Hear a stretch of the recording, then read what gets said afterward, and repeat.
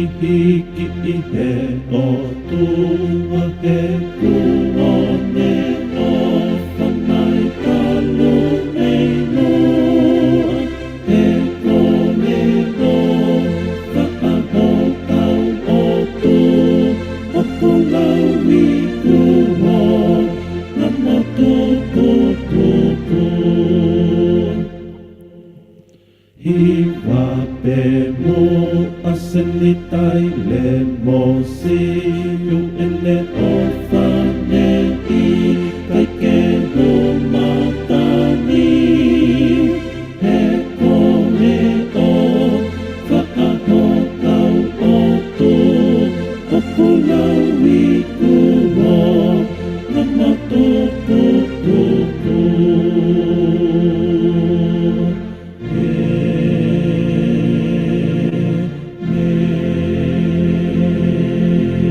Ke tau lotu, whawhetai pa te whawhetai o maulau maarie, au whakakoloa koen, au te unu mai ke ako pia mo wholowhola. E ki mau unu mai mai mau ngesi I pōni, mau amanaki ke hanga tūtū, ai kōs pēri a whiona ki o mau ngahe lau maarie. Ke tōpu pia fua, pia aka I he mau moui, pia amanaki e mau moui ke mau ai moui tangata. Tā pe kina ki mau tolu kotoa pē, mau lonu kōni, nau tolu mea mai o pē, mai wholowhola o amanaki mau whanongoa. Wafau Sisu Christ ka o mau whamui e meni.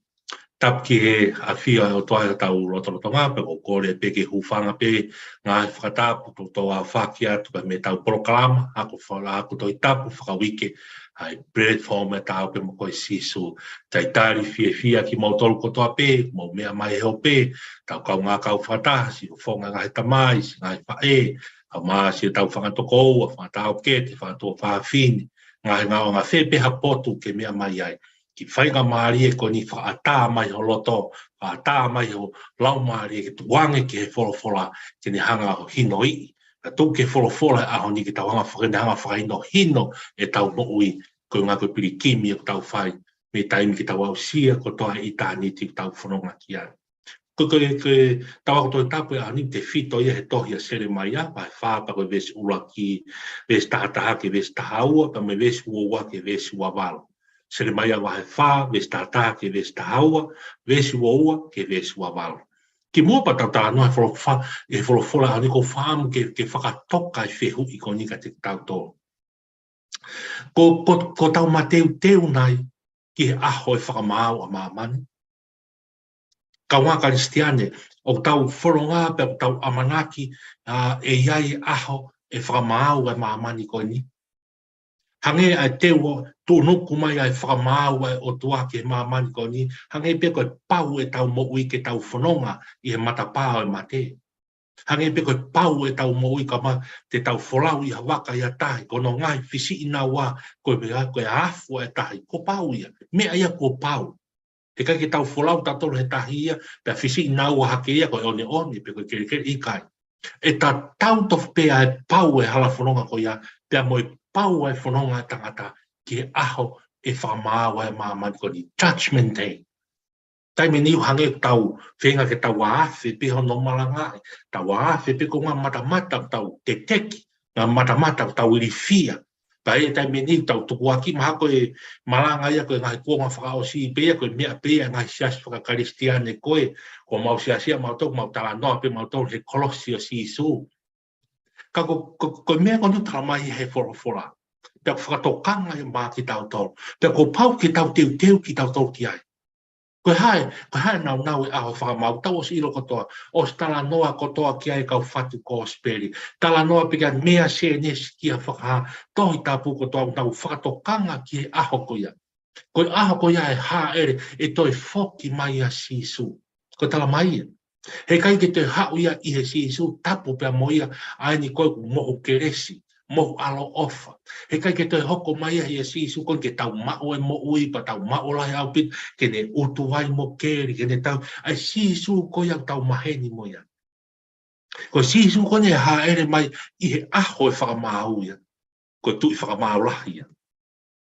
Ko tui whakamau lahi ia. Kai ke o wham ke whakatoka ngai wholo ai ngai whehu I ko ni I ho tau lau mari e. Pa tau hure ma ke wholo wholo a honi ke ne mai ai whakahino hino. ke o mai ai tari, ke hanga whakaroto la hi ki tau tolu, koe me ain ke tau whai, ke tau teu ke ahoko ia. Koe whaino hino ni a palofita, ko sere mai a ke tau teu ke aho e whakamau. Nea ko tau os mahi ka tau tolu, ko tala noa sere mai a wahe wha me mo tohi, sere mai a ko toa pē au ki a aisia, ko tau tuhu ko toa ki nau tolu, ke whakamau e o tuana e teu ki siuta. Siuta ko kolo mua seo sare ma koin ko nepu ka nesani, ko moine mata tau ko nau kau, lau tamahe matani kolo. Ta ko tu no ko whakamau ia, ta ko tala ni e whakamau ia, e sere mai a whakafau me o tua ki ka kai o sita. Kau tauhanga o mai te ai whekau me palofi, ko palofi sai te tapu, ko toi tapu mana tui ka wanga resiane. O kai ko hawhatu historia pe ia. Ka foi historia pe patuku pe ai ko reality, ta mono fact, aini pe ana e whoko he kuonga ko ikai. Ko toi tapu tau ilo tau toko e rea whakaf, ko rea ko wau, ko rea ko iaia, neo ko changing this world. Neo me wheriu le waki e mamani ko ni, ka kei tu mao pe monia toi tapu. Pe kono wharea ta, e kei suitable, appropriate, ai mo onia e toi tapu, ki he kuonga, moe kuonga ko toa pe. E lea pe toi tapu ia, ki he kuonga ko toa pe. Ko rea ane whai e sere mai au toa, he kuonga ko ni, senturi fitu, senturi ono, ki mua ka maa, ki mua ia sisu kalaisi. Pea ko rea ko ia, ko ke rea ni te, rea ki tonga. Rea ki sias whakakaristiane, o rea ki o tau mai whamiri, o rea mai ke tau moi whakafoi tui, tau teu, ki aho e whakamau ai, ai mamani ko ni. Tau amanaki ki ai, tau mufo teu ki ai. Kake, ko tala noa ia, a hon sere mai a wahe wha. Tau si ai, tau kahe ap tō tapu ki mua sere mai a uruaki, mahino pia, o no ui ia, o sere mai a ke ne ngawe ko ni, ke ne sere mai a wahe uruaki pe sa ho furu. Sere mai te ui ko ke taaki, pia ke laiki, pia ke whakaaua, kai ke ngā taiki, ke whakalanga, pia tō, ko ngawe ai palofita. Hoko mai ki sere mai a wahe ua, tala e whakamāwai o tua. Hoko mai ke sere mai a wahe toke, tala e whakamāwai. Hoko mai ke sere mai a wahe wha, o ku kei whanonga pe i he taau, o e tala e whakamāwai o tua. E kai ke, te tau toki hoko ki tau toki e vesi tātaha me vesi tahaua, vesi uaua ke vesi uawan, me nofo kotoa pe whakaukau e ko ia, ki he whakamāau ko ni kua tuu nuku ki siuta. Ka ko pau ke tau whakamalanga, ko teu ki tau toki malanga e pot whorofora ko ni, pau ke tau lau e wahe ka kato. Ke ai e fo i tōkunga pe koe context o ki ai e tau vesi tātaha, pa me vesi uaua, vesi uawau sai. Ka paulo te tau foki ki tau toke e vesi ulua ki o lau mai mi ai. E mahino ki tau toke context o sere mai a wahe whaia, o ki i he vesi ulua ki ia, pa me vesi ua, me vesi tolu. O ki he vesi ulua, ai ko pau, ke whai hono whaka uhinga, e tala whaka maau kātoa e ko ni, o tu unga i he vesi ulua, vesi ua, vesi tolu sai. Ko hai vesi ulua ki he vesi tolu. Kau rau atu pe.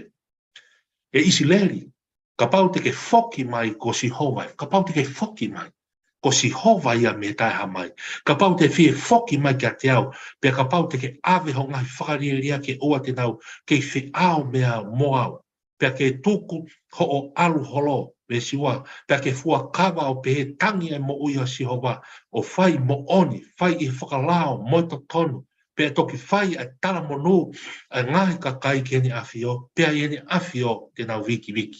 Pestolu, he ko eni ai whorofora si o wa, ke tangata si uta, pe a ki Jerusalema, keri maa mo tau hapotu fo ou, pe aua e tō tau i he funga tātala.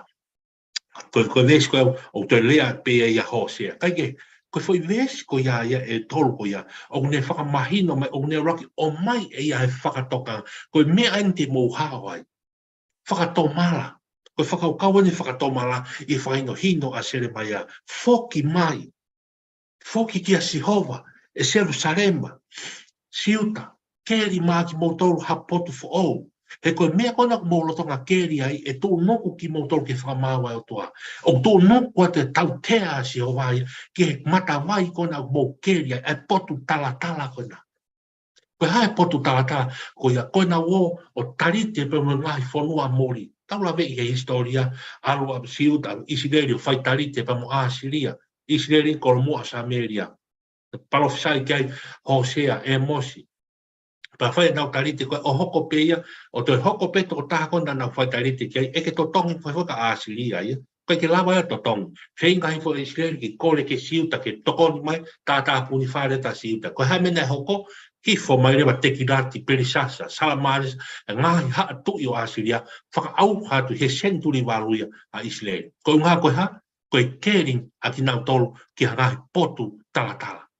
Koe hoko mai ene senturi ono, senturi fituan, koe ni kone kane san, tūnu ku hake ki siuta pa mo seu san. Koe ha, koe aluia a siuta ia, ori aki a sio kai whai tarite pa mo ngai whanua takatakai. Mo ne kane sa pāpiro de, taia, saito ngai whanua isi pite. Li aki a sio, ka nau komi ke tu, koe potu talatala ia, o wholofola kia o tua. Ka koe whakamonu mo i whatua merie, foki mai kia sihova. Foki mai kia te koe wholofola ia sio. Sai, koe whoi kontekst ia talanoa. Paureo te ke toki lauri koe vesi nima, ke vesi homofolu, he wahe wha, auri whai ke vesi ono, ke vesi homofolu, talanoa kotoa pia, talanoa ia ke whakamāurewa o tūnuku. O ka paurewa he ikai te mau foki kia sioa, koe whakamāu ene tūnuku at ka te mau tau. Ai rewa tok tōloto rewa mi ai, a urewa kai ke tau ki vesi tahataha, ke vesi tahaua. Vesi tahataha, ke vesi tahaua. Hiki mea ke vesi ua, ke vesi ua walu. Nofo kotoa pia i he tala tautea koni. Tala tautea o ka pau. He kai te mau whakatomala o foki kia Sihova. Sai, hoko rewa ke tau vesi tahataha me vesi tahaua. Pea no wharea. I he kuonga ko ia e ai harea e whai ke kakai mo Jerusalema. Koe matangi wela mea ngai mo unga more e toa whakaholo mai ke o whiwhinia ho kakai. O ki kai hao ke whai aki a sivi koane pe whai aki ha whakamaa. Pes tahawa. Koe matangi maa lohi whau ke hala mea pe he o hao maa aku. Koe taimini ko au foki te utala e tau tea o i whamau ki nau toro. Hihe. Ko tala ia whakamau. Hiri koe vesi uraki e vesi tolu, koe fui whakatua meri, that's your only chance, siuta. Ke foki kia sio. Sio nasi onge whanga maari e pe, ai o tuagi kakai, ke nau ta foki kia sio. Kake, na tau ilo ki tau tolu ia, na kai ke peke foki si kakai e koni, na nau kia ke kewa, whakawhi ka pia nau roto, kai ke nau whanongo ke wholofola sio wa, na nau ke whaipina tolu e keri maa ki tau toi potulala. Peko hamena hoko, ono noa tolu, ni mahiwa fitu, mo whāwaru o koe ngāhi tau ia, na e whe tuku tu o tolu ai, e nepu kanesa a siuta me loto Jerusalem.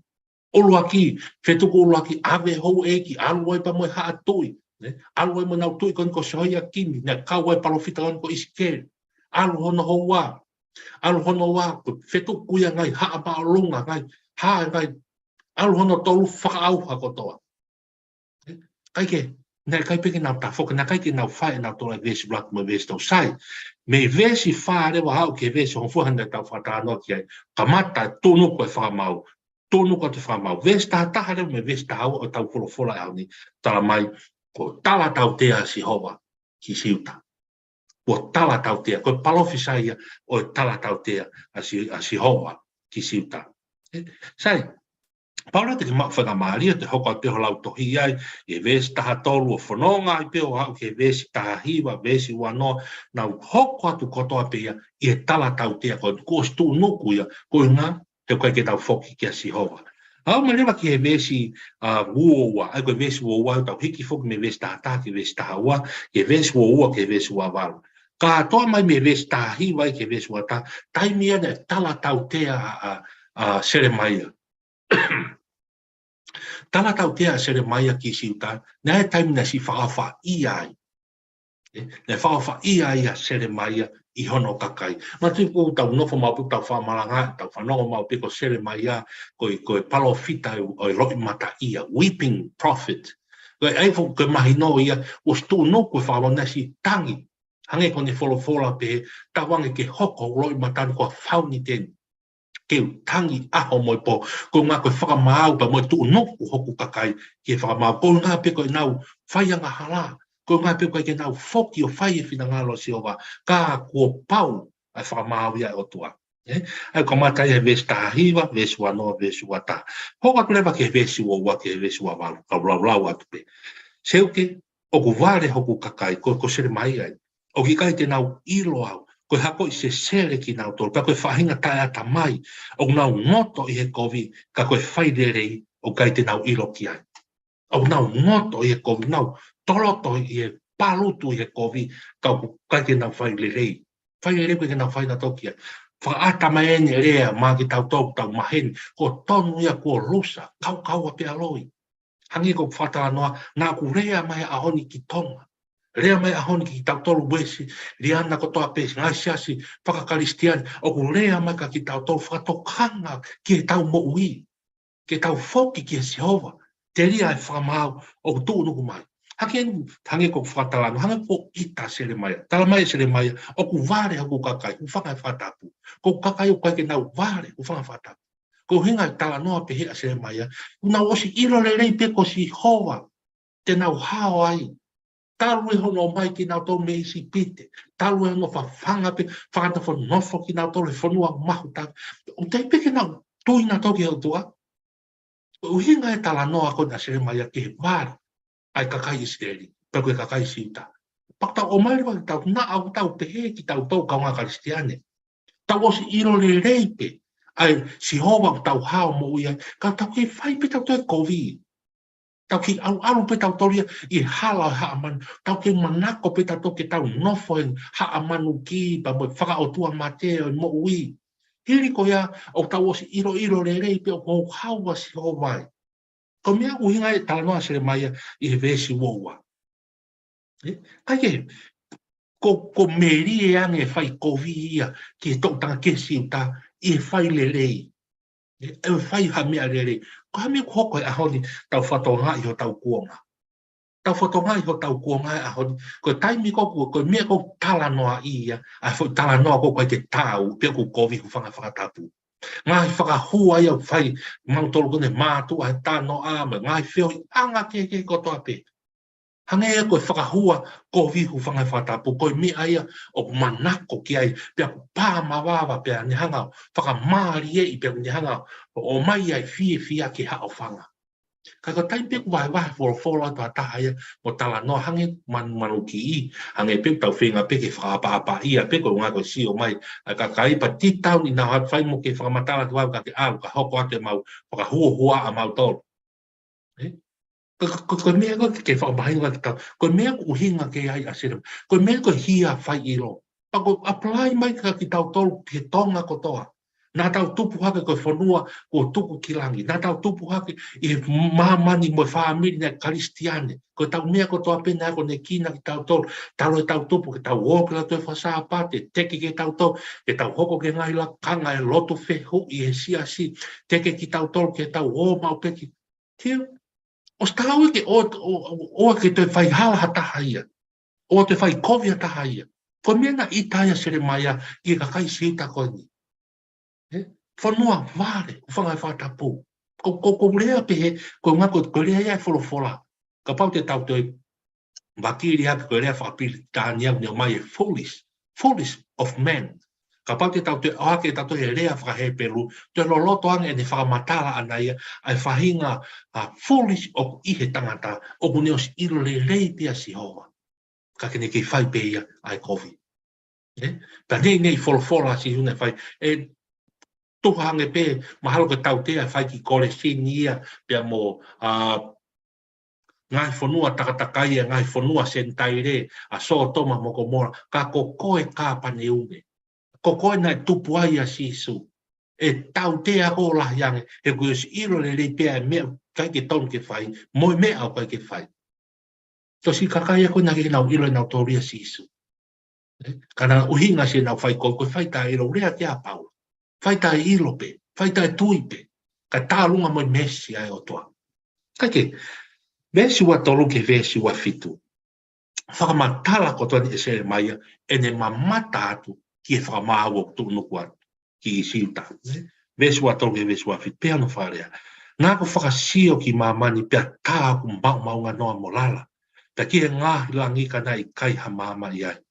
Nā ko whakasio ki e ngāhi mo o ngā tā ku tete, pea whakarue a ngā mā o ngā kotoa, vesua ni mā. Nā ko whakasio pa tāwi kai ha tangata, pea naa moe whanga manu puna a tā ko nau hola kotoa. Vesi wa no na ko whakasio ka tā ko hoko e tō kanga ngoe ko e whanua mau nganoa.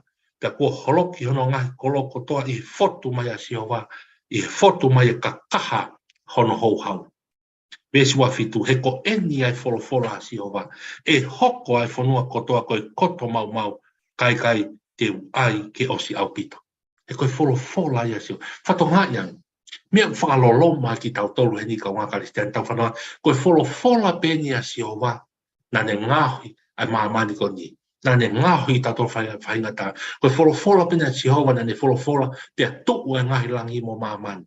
Pea iai e whakatu a meri e pa moe tāpua ke moi, koe wholofola peni a Siova ko ni, na ne wholofola ke mamamai, pia mamamai a maamani. Wholofola e whakamo ui, koe wholofola pena Siova, tau rea ke e puna ke koe rea whakaof, koe rea uau koe fufunga moui. Ao ni, koe wholofola pe koe a Siova, tene tau tea ki tau tolu whaihala. Koe wholofola pena Siova koe a, o mai e mau, moe whakamau, wrath of God, destructions. Ngā mau kotoa pe, e whai pēia, i he wholofola tatau koia, nane o mai ho tau mo ui mo tau tāpuaki. Ko e wholofola tatau pe koia, tene tūnuku mai e whakamau ka te tauto. Mea ko hange whakaloloma ke tau whakaukau. Whakaloloma pa ko hange kua afua ia maaman tala mai e kau whatotolo toi tāpui e maaman uke ke hawhi tuia ko heri. He ko tau o tuata toko, tau o tuata tau kai ke poto ia he ita. Ke o tua ofa pia, o tua i ke ho hau mohu keresi pia. Tala mai ko o ke ha tau te ia, mai ka kai u whai ngāla, he ko tau o tua tatau ofa, koe ko o tua ita ia. I kai. Ko tau o tua koe o tua ita. O tua ho hau. Vesi wa no, ka kaha mai hono ho hau. Ko whakamāu ia o tua. O ka pau. A to whatonga i konteksi o i wahe wha. Vesi urake vesi to. Oso mai whatua merie. O ka pau, he kai te mō foki ki a Sihoa. Foki ki a Sihoa. Koe whakaukau ia whakaukau ia whakatomara. Tau foki ki a Sihoa. Kai ke whakaosile vai vesu a walu. Ko hika ngai mea ko ia e tangi lau a mamani. Pe ai whailonga ori e langi mehi o longa. Ko hiko urea. Ko tutu oni ia. Pe i kai te whakatomala au. Pe kai te toi foki mea. Pau te mau whenga maria lau e sere mai a vai tā walu, o whakamatala e whatu konia e tufunga te whito ai mo ui o siuta, pe koe ki i ipu, pe mihe nima e tufunga o mea. O ku pe he tofu pe ai te whito ai tangata, pe mo e siuta i tokupu mafi, pe mo e whakamāwa e o tua. E pa whakamatala e o tua. O ka paurewa te nau, ta whoki pe te nau kovi, pe whakatomala e o tua. I he tau tea kon whamana ke tūnuka te knautolu. Ko tala noe se mai mai tau, ko eni tala mai au koni, ko tūnuku e whamau pe kai toi whakatomala e o tuaia. He kai hato e whoki mea ko pau ke hua te whamau. Pēnei hoko ia ki siuta, whakalolo mai. Pēnei hoko ki siuta, nei taki aia se te kaia, pe moe haa tui moe knautolu ave o tuku i loto Pāpilone. Toki haki aia iskeri tāni era me kau palofita e loto whahe ke whai hono tala e whatua mere i ai aho te whoki ai siuta pe me loto Pāpilone. Whatua e pa me ngā sāme koni e nau nofo e ve vai o Pāpilone pe whekau ki nau toke nau hiwa e tānga ho nau otua. Ko unga, ko tau tūnuku i e whakamāua e otua. Koe osi pēr ki vesi tātate ki toku mau whakamari o lau osi e viahe whā, hoko atu maari a pitu ka heko tau whakatanoa. Nofo ko toa e whakaukau. Nofo ko toa e whakaukau i whakamau o tūnuku mai. Hange ko tau whihui na ka mata ake tau akoto i tāpu. Ko ke teu nai ke aho e whakamau ko ia. Pēku nā ku whinga tau whatongai a honi e whinga e te wolo, distraction e te wolo, ke lawa ke hawhi ai ho tau ata mai i he ngahi whakawhekiki, whakapolitikare, whakawhekiki he nofo e sia, he nofo e whamili, distraction ki tau tau, ka ke tukuange ki tau tau, ke tau atani, ke tau ata, ke tau teu ki aho whakamau e o toa. He ko pau ke hoko mai, it's a must, imperative, ko pau ke hoko mai ai whakamau koe. Pe tuai sonoa leira. Pe tuai e hoko mai ho tau kua ngani. pe hoko mai te tau mātuku atu ki tau tō ki tāne ki nanga. Pe hoko mai he kuonga taimi e whānau ka kua pau ke tau toi tū hake o ka pau te tau aruge i he kesi pe mo whai toka. Mo ki nau tau nai mua hake, mo ki nau tau nai lang, mo ki nau tau e mo uio hao kua pau ke tau tū he aho ko ia. O mai rewa e whakamahau ko ni mā ki tau tau. Sai, ka ho tau whakatua merie, our only chance i he aho ni, ai ni koni he vesi ulua ki he vesi tolu. O mai ai whakauhinga, pa koe whakaukau ene mea ui koe whakatau mala. I he tala noa e palofita ko sere mai. Koe whakatau mala i he ni ke whoki mai ki a Sihova me tai hamai. Ko pau ke whoki mai ki a te au. Mai nona te alu o he. Whoki mai ki a Sihova. Kai ke ngatai ave ho ngai whakaria ko toa pe ko whakatabuku rea ki ai. Oua te nau kiwhi ao mo au. Ko ngā whakatau ko tau tui ko tau rea whakatau ko tau o pe mo sisu. Ko tau o ko mo sisu, mahino ka pau te tau ke i o pe mo sisu, tau ki haao pe, ka moi wharukunga anga hala e tau whanonga, mahino o tau o whakataha mo tau anga hala pe mo sisu. Pa koe uhinga e palofita, koe whakatau mala koe to'o ai whakamamafa ko ia ori. To'o ai ngai whakamamafa ko ia o mawahe he tau whiao pe mo sisu. Ko whiao pe mo sisu, whanonga mo sisu, ko sisu pe pe mo hokulau maari. Koe whanonga pe, o kai ke toe whaka efi holo ai e mamania ko ni e ngai anga hala rea ke a paro tau mo ua ngō fua ki ai. Koe wingai wholofola koe, koe whakatau malai, kai ke ngata i vestolu, keri maki mo tolu, ha potu fo ou, ka hai potu fo ou ko ia, wholofola ia o tua. Koe wholofola ia ke tau whekeri ai, whakaino hino ai, whakatau tonu, ka oai keri ai ki tau tolu pa te tau tō tau he funga e tala. Tala ia tupu peia pai, tupu whenga ke tōho tau lau mai kai ke kā sia peia. E tala e maaria, materia, mamani koni. Uhingai koni, kai tōho tau lau, iha potu fo ko ia. Ko hiko sisu kai koe wholofola ai. Tō me ai, pe tupu pe fua, pe tau whatomala, pe tau amanaki ke aho e whakamau. Neo ngarolua mamani. Rea ki ai e ngai whatu kosperi. Hufanga mi whatabu, li riu e mahi nā kula, ngā ngana ngai whetu o, ha ngā hake ngai piau, ha ngai tāu e mama, aho i koe kake mana wahe he tū, he ko si ilo whapapau, ko o si whoki ki a Sihova, ko o si whatau mala mi e ngai anga, kau tui ke ne peki a pe mo ne tū, ko ia te rau hei kau, pa te kau he lau, i he pure a ngai o tua. Ka te au koe wholofola e ahoni, o tui wa urerei pia e whakatokanga e ahoni, tau nofo teu ki ai, tau nofo amanaki ki ai. O te tau hao peke tala noa e whaaho e whakamau, hangi tau mana wahe, tau apa ke pe, kai tala noa ki ai, wahe ki ai. Taimuku tau nofai mo tau kau ngā whanonga, e ngā i whare hanga, tau o mo tau whangatoko ua kon ke hi tōkanga, tau huo, paka haa tau ngai ngā, tala noa ki, tala ki ai, o ke te os teu ki aho e whakamau ai o tua. Ka ko mea te tau hao e whakamau ai o tua, ko pau te tau whakatomala, tau whoki ki a sisu.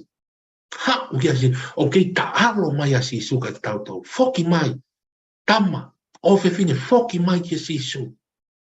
Whoki mai ki a ke tau hao, i whamau o tō nuku mai. Whatawange watu e wholofola, o mai whakaloto lahi, pia moi whakatokanga, warning mark tau, o gurea e palofita. Tau tolu koni kau malanga, kau whaipaka, tau tū o malangai, mea mau inga take tau malangai he ahoni, whapapau ka tau malanga ko toa pia ku kau ai, whakato malanga awhi mea ko vi whoki ki a sisu. Te ria ai whamau ai o tua tō nuku mai. Mea ki tau malangai ai. Mea ke tau malanga langa e aoni. O si whai koto e si suia de ngā weha o pekia e whunga e kolosi, whuake no tātaa pe mono si, no pani haerea, o mai mo e whakatua meria, ko e toe ni ki tau tolu, ke tau tui ki ai. Toe ni ki tau tolu, mahino pe tau o tato mo si isu, mahino pe tau whanonga pe tau, koe mea toe ni ka ki tau tolu, ke whapapaui o tau tui o tau whanonga mo si isu, o tau heta i he waka o si isu, aki aha. Whai ki whina ngāro o tua, whoki ki a sisu. E whakaloto lai tau tolu, si kau talavou, kau whine mui, ke mea mai, koe pōre rahi e hala whanonga e talavou, e ngai ahoni koe whipaki e whana, taku lai ngala ke a hawhi, koe ngā koe vanua polosi o nau whanki lau mai, kai hanga e whirio toine, le pako lotu ia mo tau whakaamu, mo tau malanga pa mo tau wakato i tau, ke ha wata e wholofola, whoki ki a sisu. tari a sisu ki o mo, tari e folofola, lau ho folofola, nofo ki e eki, he ko tu noku ai mamani ko ni, ki e whamau e o tua.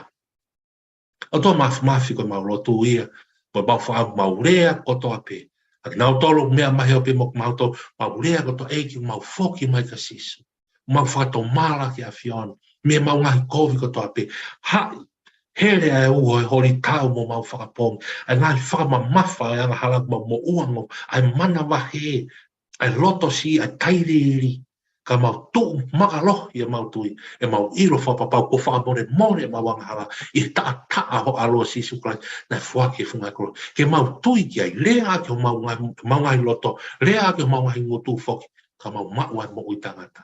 Tā pekina ki mau tolo kotoa, mau teu, mau teu he ko vame e fok mai a Fiona ke whamau e mamanu ka mau hawhaki ki mau tolu me tau te au tonu mai a ke mau whatomala me mau foki mai ka te koe sisu.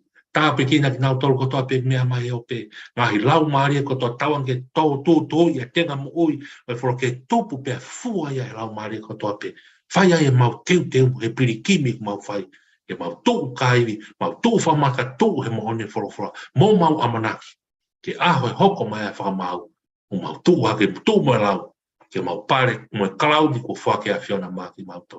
Tāpe kina ki nau tolu kotoa pek mea mai, ka maa platform, tāpe mo koi sisu, ka mai ako tō he tau mo e whora e au ni, wafa, maa oni peo sisu Christ, ka ko mau wha mo ui, e meni. Maa loa pita mo mea mai, mo mea.